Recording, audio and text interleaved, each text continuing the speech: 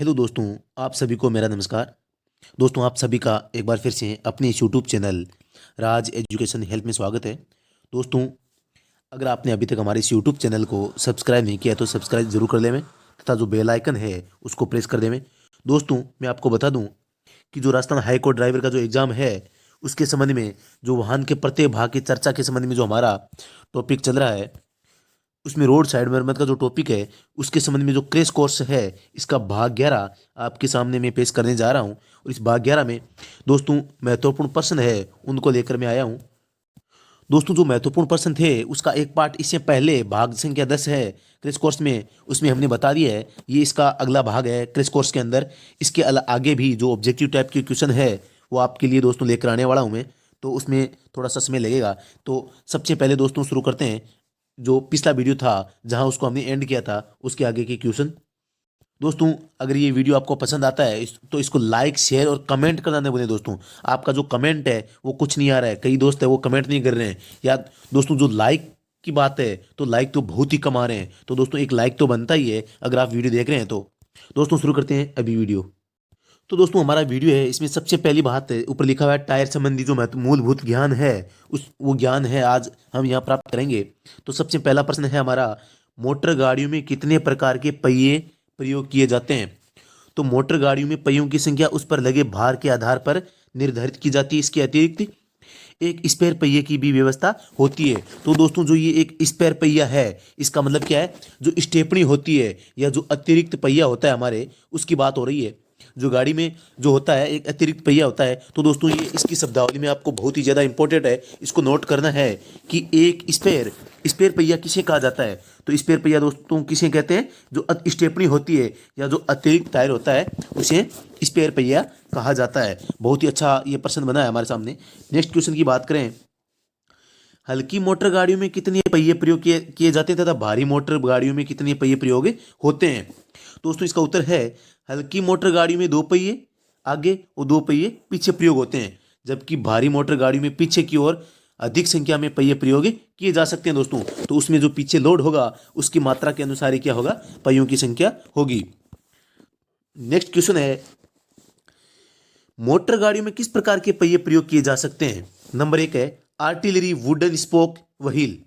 Number 2 है wire spoke wheel. Number 3 है pressed steel disc wheel. Number 4 है heavy duty pressed steel rim with ring. और number 5 है 2 piece rim. तो दोस्तों, जो रिम विद रिंग है, तो इसमें क्या होता है, जो रिम बनी होती है वो एक साइड से टायर पहनाने के बाद में यहाँ एक क्या होती है, पत्ती सी लगती है और इसको कस दिया जाता है, फ्लेंच जिसे बोलते हैं टायर, ताकि टायर को खोलने में या वापस लगाने में आसानी रहे। तो इन प्रत्येक के बारे में है वो जानकारी प्राप्त करते हैं कि ये जो टायर के प्रकार है उनकी क्या परिभाषाएं हैं। तो सबसे पहला है वायर स्पोक व्हील किस प्रकार का होता है? तो दोस्तों, जो हमारे सामने यहाँ आया था, ये 2 नंबर की वायर स्पोक व्हील किस प्रकार किसे कहते हैं, तो उसका वर्ण है वायर स्पोक व्हील किस प्रकार का होता है। तो इसमें देखें, इस प्रकार के व्हील में स्टील का घेरा या रिम प्रयोग की जाती है, जिसे स्टील की तानों के द्वारा हब से जोड़ा जाता है। ताने मतलब होता है जिसे हमें कह सकते हैं जो रिम के द्वारा जो उसका जो अंदरूनी जो घेरा होता है वहां तक जहां नट बोल्ट कसे जाते हैं वहां हब से क्या होता है, जोड़ा जाता है। ताने हम कह सकते हैं, मतलब तानों को हम क्या कह सकते हैं, बड़ी पत्ती कह सकते हैं, या बड़ी बड़ी जो रिम, आपको पता है रिम बनी होती है तो रिम के अंदर क्या है, इतने इतने से खांचे काट दिए जाते हैं। तो जो ये बाकी बचा भाग है, जैसे यहाँ राउंड में वो नट कसी जाएंगे तो यहाँ जो ये लगी रहती है ऐसे, तो इनको मैं साधारण भाषा में नहीं बोल पा रहा हूँ। तो ये जो ताने होती है इन्हीं को क्या कहा, इसमें यहाँ क्या क्या कहा गया है, तानों के द्वारा जोड़ दिया जाता है। किसके द्वारा? हब से। नेक्स्ट बात है कि प्रेस्ड स्टील डिस्क व्हील किस प्रकार का होता है? जो प्रेस्ड स्टील डिस्क व्हील है वो किस प्रकार का होता है? तो ये है, इस प्रकार के रिम अधिकतर छोटी मोटर गाड़ियों में प्रयोग किए जाते हैं। कौन से? Pressed steel disc wheel. ये है स्टील को प्रेस करके बनाए जाते हैं। इनके आउटर रिमों को साथ में वेल्ड तथा रिवेट कर दिया जाता है तथा इनका भार हल्का करने के लिए इनमें से कुछ भाग काट दिया जाता है। इस पर से टायर खोलने के लिए टायर लीवर का प्रयोग करते हैं। दोस्तों, ये भी एक प्रकार का जो छोटी गाड़ी में टायर काम में लिया जाता है उसका प्रकार है। नेक्स्ट बात करें तो हमारे सामने है heavy duty pressed steel rim with ring किस प्रकार का होता है? इस प्रकार के रिम अच्छे स्टील के बने होते हैं जिसके एक और कॉलर बना होता है। कॉलर का मतलब होता है एक पत्ती सी लगाई जाती है या एक लोहे की रिंग सी लगाई जाती है ऊपर। इसके ऊपर टायर ट्यूब फिट करके एक रिंग फ्लेंज फिट करके लॉक कर दी जाती है। जैसे ये टायर है और यहाँ रिम है, इसको फिट किया तो इस साइड से क्या है, यहाँ जो एक पत्ती लगेगी इस टायर को डालने के बाद में और इसके यहाँ से लॉक कर दिया जाएगा ताकि ये बाहर टायर वापस बाहर ना आए। और दूसरी साइड से क्या है, रिम के अंदर ही रिम के साथ में क्या है, वो जो ये फ्लेंज है, वो जो फ्लेंज फिट कर रहे हैं हम, वो फ्लेंज ऑटोमेटिक एक साइड में है और दूसरी साइड में हमारे द्वारा लगा दी जाती है। तो उसे बोलते हैं heavy duty pressed steel rim with ring. अब टू पोल या बात करें टू पीस, सॉरी दोस्तों, टू पीस रिम किस प्रकार के होते हैं दोस्तों? इसमें क्या होता है, ये रिम होती है, जैसे ये गोल रिम है तो इसको बीचों बीच से खोल दिया जाता है और जो नट होते हैं दोस्तों यहाँ, इन नटों के द्वारा क्या होता है, इनको आपस में जोड़ दिया जाता है। ये बहुत ही अच्छे प्रकार हम जो 3 व्हीलर टेम्पो होते हैं इनमें आप देख सकते हैं, इनको पंचर निकालते वक्त ये रिम क्या है, बीच में से खुलती है दोस्तों। इसमें क्या होता है, पढ़ते हैं, आजकल के स्कूटरों में सामान्य रूप से इसी प्रकार के रिम प्रयोग किए जाते हैं। ये 2 भागों में बनी होती है जिन्हें नट बोल्टों के द्वारा आपस में जोड़ दिया जाता है। नेक्स्ट बात करें हम दोस्तों, व्हील्स की देखभाल के लिए क्या करना चाहिए? रिमों को सीधा होना बहुत आवश्यक है। यदि कोई दुर्घटना आदि हो गई हो तो रिमों को सीधा करा लेना चाहिए। साल में एक बार पूरे रिम का पेंट कर देना चाहिए ताकि जंग के कारण महीन पंचर होने की आशंका न हो। जब रिम के अंदर जंग लगेगा तो जंग के कारण गाड़ी वो पंचर हो सकती है, टायर पंचर हो सकता है। माह में एक बार पहियों के नट चेक कर ले में, ढीले पहियों के कारण टायर शीघ्र घिसते हैं तथा दुर्घटना की आशंका रहती है। यदि व्हील नट स्लिप हो तो इन्हें बदल देना चाहिए, जो नट होते हैं। इसके अलावा दोस्तों बात करें, नेक्स्ट क्वेश्चन हमारा, टायर किस प्रकार के होते हैं? जो टायर होते हैं वो किस प्रकार के होते हैं? आजकल के पहियों में रिम के ऊपर टायर फिट किए जाते हैं। इनके अंदर रबर के ट्यूब फिट होते हैं जिनमें हवा भरी जाती है, इसलिए ये न्यूमेटिक टायर कहलाते हैं। इस प्रकार के टायरों में अप्रत्यक्ष रूप से हवा ही गाड़ी का बोझ उठाती है। जो न्यूमेटिक टायर होते हैं किसे कहते हैं? जिसके अंदर ट्यूब लगी होती है। अब आगे बात करें, आगे है टायरों के मुख्य कार्य क्या है? मोटर गाड़ी का कंपन सहन करते हैं। सबसे पहला, गाड़ी को यथासंभव झटके से बचाते हैं क्योंकि इनके अंदर हवा भरी रहती है। मोटर गाड़ी चलाने के लिए रगड़ खाने वाली सतह उपलब्ध कराते हैं क्योंकि टायर ही रगड़ या घर्षण टायरों का ही होता है। ब्रेक लगाने में मोटर गाड़ी की मदद करते हैं क्योंकि जो टायर है वो सड़क पर फिसलन नहीं होता या घर्षण नहीं होता सड़क और टायर के बीच में, तो ब्रेक लगाते ही गाड़ी रुक जाती है। मोटर गाड़ी का बोझ उठाते हैं। इस प्रकार नेक्स्ट देखते हैं कि टायर की बनावट किस प्रकार की होती है। टायर होती है, उसकी बनावट कैसी होती है? आजकल टायर सूत की डोरियों, रबर, लोहे के तार तथा नायलॉन और रेयन की डोरियों से बनाए जाते हैं। तार की गोल रिंग के साथ रबर तथा डोरियों की कई तरह की एक के ऊपर एक चिपकाई जाती है। दोस्तों मैंने इसके संबंध में पहले वीडियो में एक बार बताया था कि जो टायर का जो संबंधित जो वीडियो है, आप अगर टायर के बारे में विस्तार से जानकारी चाहते हैं तो आप जो हमारा जो टायर के प्रकार है उसमें आप देख सकते हैं, या टायर के बारे में टायर मार्किंग की जो जानकारी है वो हमारा 7 या 8 नंबर जो वीडियो है उसमें दे दी गई है। तो दोस्तों इसमें मैंने बताया था कि टायर है अनेक लेयरों में बना होता है। लेयर कहते हैं, लेयर यानी होती है परतें। तो इसमें अनेक ये जो धागे बन रहे हैं, धागे और रबड़ है, तो इनको लेयर कहा जाता है। तार का गोल रिंग बीड कहलाती है। जो तार का जो गोल रिंग होती है तार की, उसे बीड कहा जाता है दोस्तों, बहुत ही ज्यादा ध्यान रखना है। तथा ये तह प्लाई कहलाती है। जो तह होती है वो प्लाई कहलाती है। प्लाई किसे कहते हैं? जो मैं अभी जो लेयर जो हम परतों की बात कर रहे हैं वो तह, उसे क्या कहते हैं? प्लाई कहते हैं दोस्तों। पहले रबड़ आया, बाद में धागा, उसके बाद में वापस रबड़, वापस धागा। इस प्रकार जो ये परतें बन रही है टायर में, जो ये मोटाई, तो इसको क्या कह रहे हैं? तह कह रहे हैं। तह को हम परतें या लेयर भी कह सकते हैं और इसको दूसरी भाषा में प्लाई रेटिंग कहा जाता है दोस्तों। प्लाई रेटिंग का मतलब होता है टायर की लेयर कितनी है। प्लाई की संख्या टायर की उपयोगिता पर निर्भर करती है। टायर के पूरे घेरे में कटे डिजाइन बने होते हैं जिसे ट्रेड कहते हैं। थ्रेड कह सकते हैं दोस्तों इसको, दूसरी भाषा में थ्रेड, यहाँ ट्रेड नाम आया है, ये थ्रेड होती है दोस्तों। इसके अलावा दोस्तों बात करें, जो टायर के ऊपर डिजाइन कटे होते हैं, जो खांचे कटे होते हैं, उसे क्या कहते हैं? थ्रेड या ट्रेड। टायर कंपनियां उसकी उपयोगिता के अनुसार कटे हुए डिजाइन बनाती है। इसके अलावा दोस्तों बात करें टायर की ट्रेड की क्या विशेषताएं होती है, ये ट्रेड या थ्रेड कह सकते हैं इसको, टायर की थ्रेड है। टायरों को प्रयोग कहाँ किया जाता है, उस पर कितना भार लादना है, उसे कितनी तेज चाल पर चलना है, इसके आधार पर ही टायर की ट्रेड का डिजाइन चुना जाता है दोस्तों। तो ये टायर का जो मुख्य भाग है वो है ट्रेड। दोस्तों इसके अलावा बात करें, हमारे सामने नेक्स्ट क्वेश्चन है कि टायर का उपयोग कब तक करना चाहिए। टायरों को चलाते समय यह ध्यान रखना आवश्यक है कि घिसते घिसते ट्रेड में से धागे या डोरियां नजर न आने लगे। यदि टायर घिस गए हों तो इन टायरों की रीट्रेडिंग करा देनी चाहिए। अब दोस्तों ये रीट्रेडिंग क्या है, रीट्रेडिंग का मतलब है जो टायर है गया है तो इस पर दोबारा रबड़ चढ़वाना, तो या उसको दोबारा से रीमेकिंग मतलब पुनर्निर्माण करवाना, इसका उसे कहते हैं रीट्रेडिंग। तो बहुत ही अच्छा शब्द है दोस्तों आप सबके लिए, तो आपको इस शब्द को नोट कर लेना चाहिए। और आपकी जो शब्दावली है, कठिन शब्दावली ड्राइवर भर्ती को लेकर, तो उसमें इस शब्द को लिख लेना चाहिए दोस्तों। फिर भी मैं कोशिश कर रहा हूं कि जो कठिन शब्दावली है आपके ड्राइवर से संबंधित है उसके संबंध में मैं नोट्स बना रहा हूं और उसको मैं आपके सामने पेश जरूर करूंगा, जो कठिन शब्द हैं उनका अर्थ। तो जो ये रीट्रेडिंग है आपके सामने शब्द आया है, तो इसका आप मीनिंग है, इसका अर्थ है वो आप लिख लीजिए। इसका मतलब होता है दोबारा टायर घिसे हुए टायर पर दोबारा रबड़ चढ़वाना या उसका पुनर्निर्माण करवाना, क्या कहलाता है, रीट्रेडिंग। अब है टायरों की माप किस प्रकार ली जाती है, टायर को कैसे मापा जाता है। टायर बनाने वाली कंपनियां टायरों पर उनकी नाप लिखते हैं। इसके अंतर्गत शोल्डर से शोल्डर तक चौड़ाई, बीड से बीड तक की नाप के अतिरिक्त प्लाई रेटिंग भी लिखी जाती है। तो दोस्तों जो ये शोल्डर से शोल्डर तक की जो चौड़ाई है इसे सेक्शन चौड़ाई और सेक्शन हाइट के नाम से जाना जाता है। इन दोनों के अनुपात को क्या कहते हैं, रेशियो कहा जाता है, एक्सपेक्ट रेशो कहा जाता है। तो इस प्रकार ये सड़क टायरों की मार्किंग होती है। इसके संबंध में हमारा जो पहला वीडियो है उसको आप देख सकते हैं। आगे बात करें, यदि किसी टायर पर 6.00 14 PR लिखा हो तो इसका क्या अर्थ होगा। बहुत ही महत्वपूर्ण प्रश्न है दोस्तों। इसमें टायर की शोल्डर से शोल्डर तक चौड़ाई 6 इंच होगी, बीड से बीड 14 इंच है। यह टायर 6 प्लाई रेटिंग का है, मतलब इसमें जो परतें हैं वो 6 बनी हुई है। टायर कितने प्रकार के होते हैं, नंबर 1 है high pressure tyre, low pressure tyre, extra low pressure और बैलून टाइप। बैलून किसे कहते हैं, जो छोटे लड़के बच्चे बालिकाएं होती है, बालक बालिकाएं जो खेलते हैं, जो गुब्बारा होता है, फुटबॉल छोटा गुब्बारा कहते हैं, जो प्लास्टिक का होता है जिसमें हवा भर के फुलाकर हम उसे खेला जाता है, वो बैलून होता है।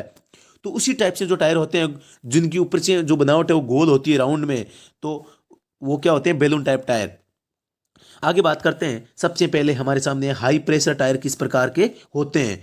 इस प्रकार के टायर भारी गाड़ियों में प्रयोग किए जाते हैं। इनमें अधिक दबाव के साथ हवा भरी जाती है। इसका मुख्य लाभ यह है कि टायर का कुछ ही भाग सड़क के संपर्क में रहता है, जिसके कारण स्टीयरिंग को सरलता से मोड़ा जा सकता है। इसके अलावा दोस्तों बात करें लो प्रेशर जो टायर है किस प्रकार के होते हैं, तो इस प्रकार के टायर हल्की मोटर गाड़ियों में प्रयोग किए जाते हैं। इनमें कम दबाव की हवा भरी जाती है।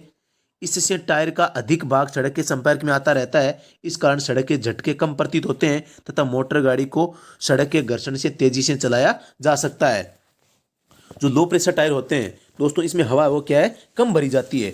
और जिस टायर में हवा कम भरी जाएगी उसका जो सड़क के साथ घर्षण है वो क्या है, वो ज़्यादा होगा और उसका टायर का ज़्यादा हिस्सा है वो सड़क के साथ में लगा हुआ होगा।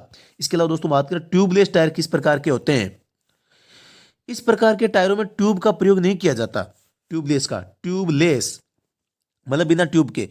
इनके अंदर मुलायम रबर की एक तह लगी रहती है। इनमें हवा भरने के लिए रिम के साथ ही वॉल बॉडी फिट की होती है। यदि इस प्रकार के टायर में पंचर हो जाए तो पूरी व्हील पानी में चेक करना आवश्यक होता है। इसके बगैर क्या है, पंचर की वो जानकारी हमें नहीं मिल पाती। दोस्तों आगे बात करें, ट्यूब का क्या कार्य है। प्रश्न है ट्यूब का जो कार्य क्या है। वास्तव में मोटर गाड़ी का भार इन ट्यूब्स में भरी दबाव पूर्ण हवा को ही उठाना पड़ता है। ये ट्यूब रबर के बने होते हैं जिन्हें डाई द्वारा तैयार किया जाता है। इनमें हवा भरने के लिए विशेष प्रकार की बॉल बॉडी लगाई जाती है जिसे हम नल की कहते हैं। जो हवा भरने का स्थान होती है वहां लगी रहती है, वाल लगा रहता है जिनके अंदर वाल कोर फिट होती है, जिसे वाल को हम वाल कहते हैं। उसका नाम क्या होता है, वाल कोर। दोस्तों बहुत ही इंपॉर्टेंट है, इस शब्द को भी आप है अपनी जो कठिन शब्दावली है उसमें नोट डाउन कर लीजिए दोस्तों। इसके अलावा बात करें टायर घिसने के जो मुख्य कारण होते हैं वो क्या क्या होते हैं। जो टायर घिसने के मुख्य कारण है क्या क्या है, पहियों में उचित हवा का न होना, व्हील अलाइनमेंट ठीक न होना। ये अलाइनमेंट क्या होता है, जो चारों टायर होते हैं इन चारों में जो समन्वय होता है उसी को अलाइनमेंट कहा जाता है। दोस्तों इन चारों की जो चाल होती है आगे बढ़ने की या राउंडिंग की, वो अगर चारों की समान रूप से है तो गाड़ी का अलाइनमेंट भी क्या होता है, सही होता है। मतलब चारों टायरों में गाड़ी का जो संतुलन है वो सही ढंग से रहे। व्हील अलाइनमेंट ठीक ना हो, अनावश्यक एक्सीलरेशन और ब्रेकिंग। जो एक्सीलरेशन बात आ रही है, जो एक्सीलरेटर होता है, एक्सीलरेटर को मैं साधारण भाषा में आपको बताऊं, जो रेस की जो शाफ्ट होती है, जब आप पहिए से जो रेस लगाते हैं गाड़ी की, स्पीड बढ़ाते हैं, उसको दबाते हैं, उसे एक्सीलरेशन कहते हैं। और ब्रेकिंग कहते हैं ब्रेकिंग करना। तो अगर आप एकाएक अपनी गाड़ी की जो स्पीड बढ़ाओगे, एक्सीलरेशन करोगे, तो क्या होगा, टायर वो घिसने की संभावना ज़्यादा होगी, घर्षण ज़्यादा होगा। वो ब्रेकिंग से भी क्या होता है, टायर घिसता है। स्टीयरिंग के जोड़ों में प्ले होना, स्टीयरिंग है उनके जोड़ों में प्ले होगा, तो हम क्या क्या क्या है, बार बार गाड़ी को एक बार इधर होगी एक बार इधर होगी, तो उससे क्या है, गाड़ी को चलने में दिक्कत होगी और टायरों का घर्षण ज़्यादा होगा। किंग पिन टूटी या टेढ़ी हो, व्हील रिम का टेढ़ा होना। इसके अलावा दोस्तों, निर्धारित भार से अधिक भार लादना, ब्रेकों का सही न होना, असमान नाप के टायरों का प्रयोग होना, टायर रोटेशन न करना। रोटेशन का मतलब है बदलाव। ये दोस्तों ये बहुत ही अच्छा प्रश्न हमारे सामने है कि टायर रोटेशन क्या होता है। दोस्तों जो अच्छे वाहन चालक होते हैं उन सबको पता होता है कि कभी कभी वाहन का जो संतुलन है वो सही नहीं रह पाता, और एक साइड की जो टायर है या जो टायर वो एक दिशा से ज़्यादा घिस जाते हैं। उस स्थिति में क्या करते हैं, टायर का रोटेशन कर देते हैं। मतलब जो फ्रंट के टायर है वो बैक साइड में और बैक के टायर है वो फ्रंट साइड में। इसके अलावा दोस्तों जो दाईं साइड के दोनों टायर है उनको बाईं साइड में, और जो बाईं साइड के टायर है उनको दाईं साइड में। इस प्रकार टायरों का रोटेशन कर दिया जाता है। व्हील बियरिंग खराब होना, अगर जो पहिया है उसका जो बियरिंग है वो खराब हो गए हैं तो भी घर्षण ज़्यादा होगा। टायर में चिकनाई लगी होना, दोस्तों जो टायर होता है रबड़ होता है, और रबड़ के साथ में अगर चिकनाई पकड़ लेती है तो टायर है वो क्या है, गलने लगता है, और उसका घर्षण है वो आसानी से होने लगता है दोस्तों। इसके अलावा दोस्तों बात करें टायर से ट्यूब निकालते तथा फिट करते समय किन सावधानियों का ध्यान रखना चाहिए। तो ट्यूब निकालने वाले टायर लीवर धारदार नहीं होने चाहिए। जो हम इस औजार इस्तेमाल करते हैं ट्यूब निकालते समय, तो वो धारदार नहीं होना चाहिए। ट्यूब फिट करते समय शेल खड़ी का पाउडर अवश्य डालें। शेल खड़ी जिसे ये कच्चा रंग है एक प्रकार का। ट्यूब फिट करते समय ये सुनिश्चित कर लें कि टायर में कील आदि नहीं हो। ट्यूब निकालते समय यदि टायर बीड जंग के कारण चिपक गई हो तो उसे केवल पानी डालकर ही छुड़ाना है। भारी गाड़ियों के टायर खोलते समय उसके रिंग को सावधानी से खोलें।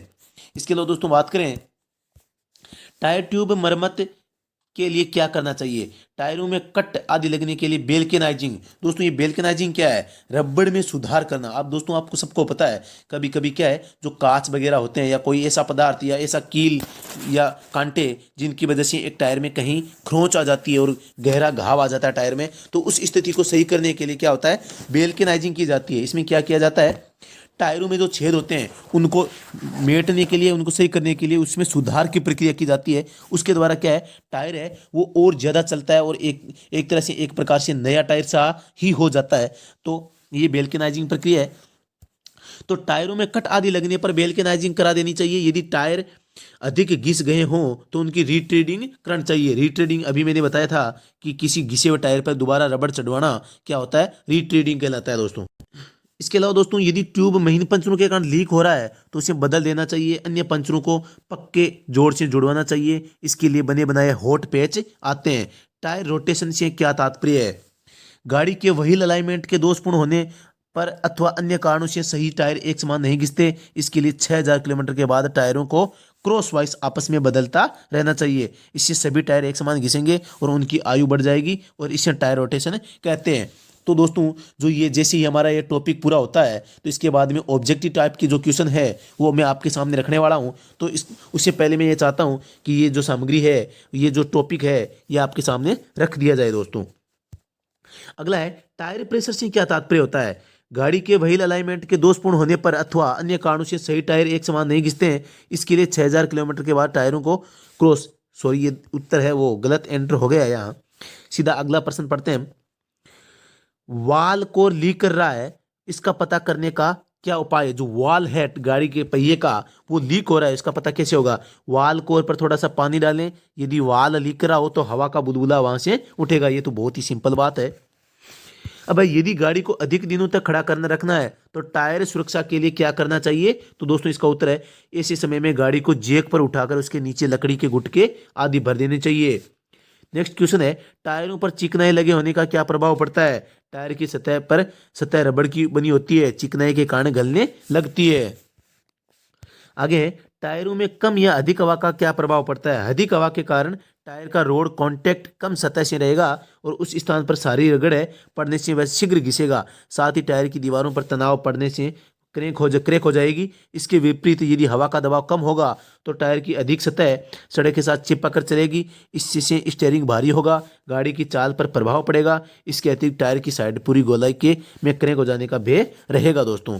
इस प्रकार नेक्स्ट देख कि गाड़ी चलाते समय टायर 1 मिनट कि गाड़ी चलाते समय टायर की सुरक्षा के लिए किन बातों का ध्यान रखना चाहिए। लंबे सफर से आने के बाद उसकी हवा को थोड़ा कम कर दें। सफर के समय टायर के ट्रेड में कंकड़, जिसे थ्रेड कहते हैं, थ्रेड में कंकड़, कील, लोहे आदि के टुकड़े जो फंस जाते हैं उसे निकाल दें। गाड़ी मोड़ते समय गाड़ी की गति कुछ कम कर देनी चाहिए। गाड़ी को लगातार सड़क किनारे पर नहीं चलाना चाहिए क्योंकि छोटे छोटे कंकड़ किनारों की ओर उड़कर जमा होते हैं। तो आपको जब गाड़ी सड़क से नीचे उतारनी होती है तो ध्यान में रखना चाहिए। तो दोस्तों इस प्रकार ये टॉपिक है, एक बार फिर से मैं इसको यही विराम देता हूँ। 1 मिनट दोस्तों इसको विराम देने का प्लान है वो मैंने कैंसिल कर दिया है क्योंकि इसमें ज़्यादा समय लगने वाला नहीं है। कुछ ही टॉपिक है वो आगे बचे हैं। तो अब दोस्तों हमारा टॉपिक चल रहा है वो चालू वाहन में कमियां पहचानना या उनमें सुधार करना। सबसे पहली बात है, कभी कभी सड़क पर चलते वाहन में जब समय असमय जो खराबियां पड़ जाती है उन्हें रनिंग फॉल्ट कहते हैं। मतलब रनिंग मतलब चलते चलते कोई फॉल्ट होना। ऐसे समय में जो मामूली मरम्मत यानी अपनी जगह पहुंचने के लिए जो मरम्मत की जाती है उसको आकस्मिक मरम्मत कहते हैं। उदाहरण, आपका वाहन किसी सुनसान जगह पर खराब हो गया है और वहां पर आपका ठहरना हानिकारक है, तो ऐसी दशा में अगर थोड़ी बहुत हानि उठानी पड़ जाए तो भी वहीं से निकलने का प्रयत्न करना आवश्यक है। इसलिए यह आकस्मिक मरम्मत केवल ऐसे ही समय पर की जाती है दोस्तों। सबसे पहला प्रश्न है, समस्या क्या है। पेट्रोल की नल की टूट गई है या कहीं से पेट्रोल टपक रहा है। तो करना क्या है, हल क्या है। जहां से पेट्रोल टपकता हो वहां साबुन लगाकर बंद कर दें। अगर पेट्रोल की नली या पाइप टूट गया हो, टूटे हुए टुकड़ों को आपस में नली से जोड़ दें। नंबर 2 है, समस्या क्या है। एसी पंप खराब होकर काम नहीं कर रहा है या पेट्रोल टैंक फट गया दोस्तों। तो उस स्थिति में आप क्या करने वाले हैं, समस्या हमारे सामने क्या है ये है और हल क्या है इसका। एक टीन में पेट्रोल भरकर इंजन से कुछ ऊंचाई पर बांध देवें। इस टीन में एक रबर का पाइप डालकर मुंह से पेट्रोल खींचें। जब पेट्रोल आने लगे तब इस रबर के पाइप का दूसरा सिरा कार्बोरेटर के इनलेट नियन फ्लूइड के साथ जोड़ दें। ऐसा करने से कार्बोरेटर में पेट्रोल पहुंच जाएगा, अर्थात गुरुत्वाकर्षण व्यवस्था शुरू हो जाएगी। क्योंकि एक बार जब कार्बोरेटर में जो पेट्रोल चला जाएगा तो ये गाड़ी काफ़ी देर तक चलने लगेगी और वो बिना टैंक से पेट्रोल ये सीधा पेट्रोल लेने लग जाएगी। इसके अलावा दोस्तों नेक्स्ट क्वेश्चन है, समस्या क्या है हमारी। 1 मिनट, हमारे सामने समस्या आई है अब की बार, बैटरी खत्म हो गई है या बिल्कुल फट गई है। तो इसका उपाय क्या है, किसी दूसरे वाहन की बैटरी से संयोजन लगाकर मतलब दूसरी बैटरी से जोड़कर अपने वाहन का इंजन स्टार्ट कर लें। अगर करंट नहीं मिलता है तो 2 चेन करके स्टार्ट कर लें। मतलब जो अगर ऐसा अवसर भी नहीं है तो आदमी उसे धकेल कर स्टार्ट कर लें। ये तो सबसे आसान नहीं, सबसे कठिन और सबसे लास्ट तरीका होना चाहिए दोस्तों कि गाड़ी को धक्का लगाकर स्टार्ट करें। आगे है, और ये जो धक्का लगाकर काम करने वाले वो ये रफ्तार से भगाने पर ही क्या होगी, स्टार्ट होगी दोस्तों। अगर बैटरी बिल्कुल भी फट गई हो तो इंजन स्टार्ट हो जाने के बाद में गर्म करके चल सकेगा जबकि डायनेमो चार्ज करता रहे।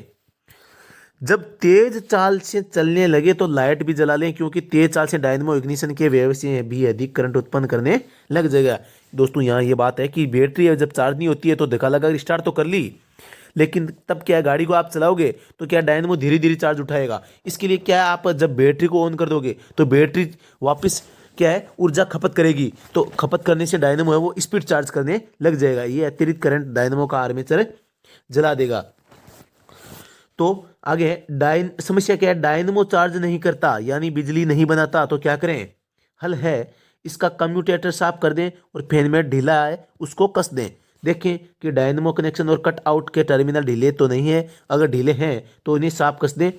कार्बन ब्रश को हाथ से दबा दें। अगर ब्रश घिसकर खत्म हो गया है तो उसकी जगह पर कच्ची लकड़ी को भी काम में ले सकते हैं दोस्तों। आप जो डायनेमो में जो कार्बन ब्रश लगे रहते हैं उनकी जगह लकड़ी को इस्तेमाल भी एक आकस्मिक स्थिति में ले सकते हैं। अगला है, डायनेमो ठीक काम डायनेमो ठीक काम करता है लेकिन कट आउट बिजली डायनेमो को आगे नहीं जाने देता। ये क्या समस्या है?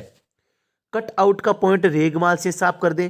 अगर साफ करने से भी काम नहीं करता है तो डायनेमो से आए हुए आर्मेचर के तार को खोलकर बैटरी से आए हुए तार के साथ जोड़ दें। इंजन स्टार्ट करने के बाद बत्तियों को जला दें, क्योंकि इस दशा में आर्मेचर के जलने का भय है। इंजन बंद करते ही आर्मेचर के तार को बैटरी के तार से अलग कर दें।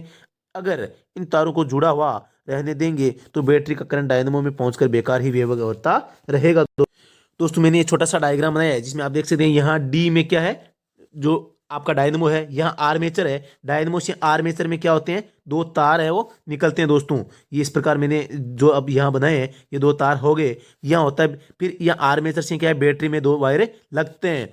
तो अगर डायनेमो है, अगर आपके सामने कोई समस्या आ रही है तो आपको क्या करना है, इस जो प्रश्न में बताया गया था कि डायनेमो ठीक काम करता है लेकिन कटआउट बिजली आगे डायनेमो को आगे नहीं भेजने देती या नहीं जाने देती, तो इस स्थिति में क्या करना है, जो ये डायनेमो की जो तार है दो जो आर्मेचर में जा रहे हैं, इन तारों को सीधा बैटरी से जोड़ देना है। लेकिन जैसे आपकी गाड़ी, आप गाड़ी को बंद करो तो उस समय क्या है, इस तारों को वापस हटा देना, क्योंकि जो डायनेमो है नहीं तो खड़ी गाड़ी में से जो बैटरी की जो ऊर्जा है उसको लेता रहेगा और बैटरी डी से हो जाएगी। आगे है इग्निशन स्विच काम नहीं करता यानी खराब हो गया है। इग्निशन स्विच कौन सा, इग्निशन यानी होता है जलना, स्विच यानी स्विच मतलब जो जलने का स्विच है, तो उसकी बात हो रही है दोस्तों। इस पर से दोनों तारों को खोलकर एक साथ जोड़कर इंजन स्टार्ट कर लें। जो इग्निशन स्विच होता है इसमें जो दो वायर होते हैं, इग्निशन स्विच क्या करते हैं, इनको जोड़ने का ही काम करता है। तो आप क्या कर सकते हैं, इसमें इन दोनों तारों को जोड़ सकते हैं आपस में और स्टार्ट कर सकते हैं। जब इंजन बंद करना हो तो इन तारों को खोल दो, तब स्विच ऑफ होगा। अगर इंजन स्वयं ही बंद हो जाए तब भी इन तारों को अलग करना आवश्यक है।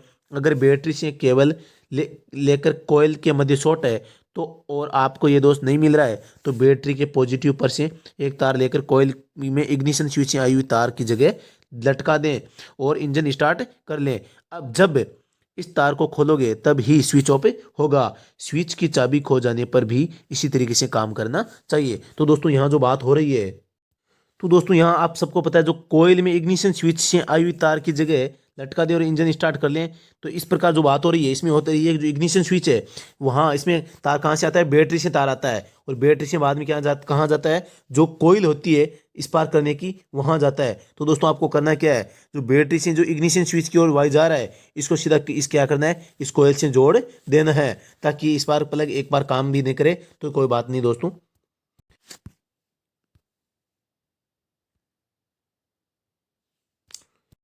तो दोस्तों जो बात हो रही थी कि आपकी जो गाड़ी है पंचर हो गई है और आपके पास अतिरिक्त टायर की व्यवस्था नहीं है और पंक्चर लगाने का सामान भी नहीं है, अगर यहाँ ठहरते हैं तो किसी जानवर का भय है, क्या करें। जो पहिया पंक्चर हो गया उसको खोलकर ट्यूब बाहर निकाल दें। टायर के अंदर ट्यूब की जगह खूब दबाकर कपड़ा या घास भरकर पहिया जोड़ लें और धीरे धीरे वाहन चलाकर ले जाएं। तेज चलाने से टायर फट सकता है दोस्तों। इस प्रकार अगला प्रश्न है हमारा, इंजन का एक पिस्टन टूट गया है, ऐसी स्थिति में क्या करें। तो हल है, इंजन का हेड व चेंबर खोलकर टूटा हुआ पिस्टन बाहर निकाल लें। बाकी 3 या 4 पिस्टन से धीरे धीरे वहां चलाकर ले जाएं।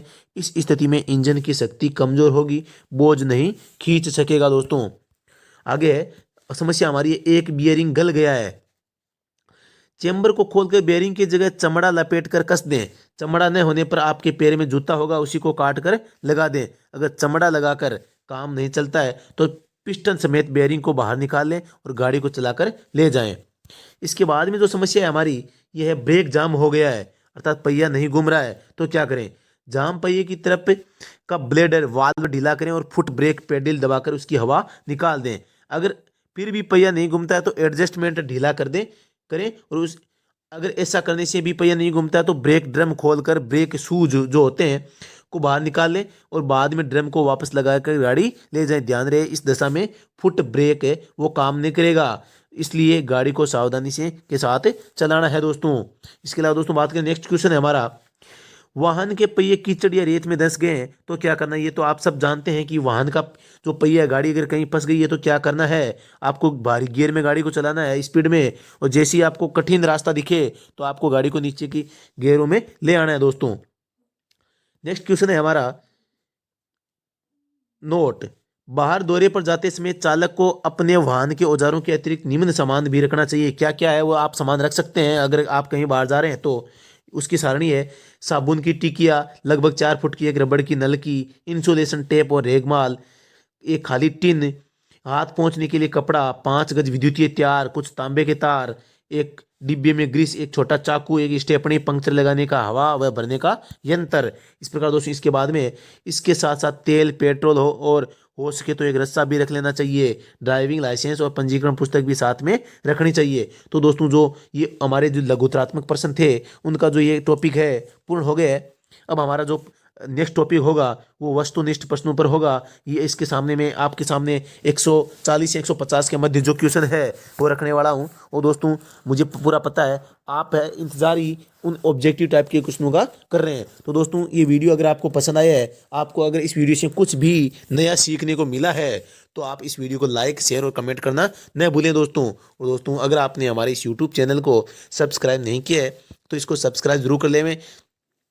जो मैंने आपको ये छोटी छोटी बातें हैं, जो बेसिक नॉलेज है गाड़ी का, ये बताया है दोस्तों।